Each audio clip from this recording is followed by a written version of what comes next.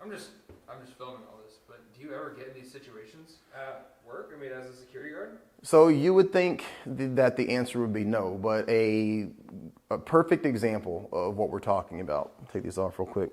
2 weeks ago, I respond to a homicide call in the parking lot. I have a employee tell me that he heard a gunshot. He did not see where the gunshot came from, and that there is a guy that is currently bleeding out in a car. Now, after asking him about 17 times if he was being serious and kind of getting the feeling that he was, I went out to check on this individual. Now, you have to remember, he's informed me that he heard a gunshot. He didn't see what happened or where that person went. And when I approached the vehicle, I see the bullet hole that's in the driver's side. I see the person that is now incapacitated in the car. And immediately my first thought is, where's the shooter? Because the area that I was in was kind of a blocked off area. There's walls, and so I'm not just in a wide open area.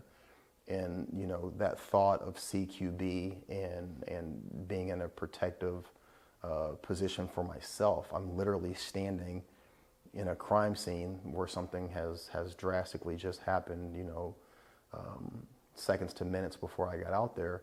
And there's no sign of the shooter that I know of, but there's people everywhere. So, you know, the things that we're talking about here, where your back is, knowing your corners, knowing your sight lines, and being aware of your surroundings, that was a very real world situation where it didn't really dawn on me until, you know, a couple of seconds after seeing the guy in the vehicle that the shooter could still be here, could be right next to me, could be anywhere.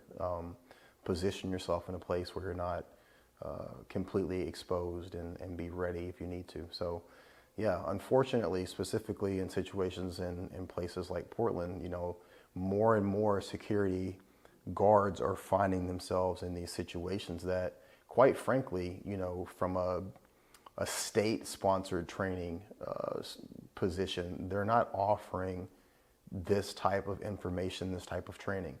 Is it likely that I will have to go and hunt somebody or have to go and find somebody in a location?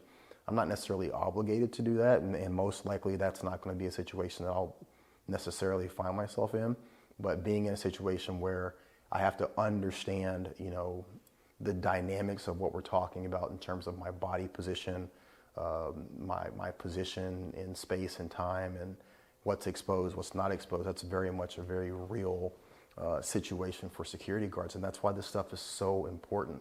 It has to be talked about. It has to be gone over, showing the failures that we're having here today, being transparent with that. So important, because these are situations that guards are finding themselves in more and more here in areas like Portland.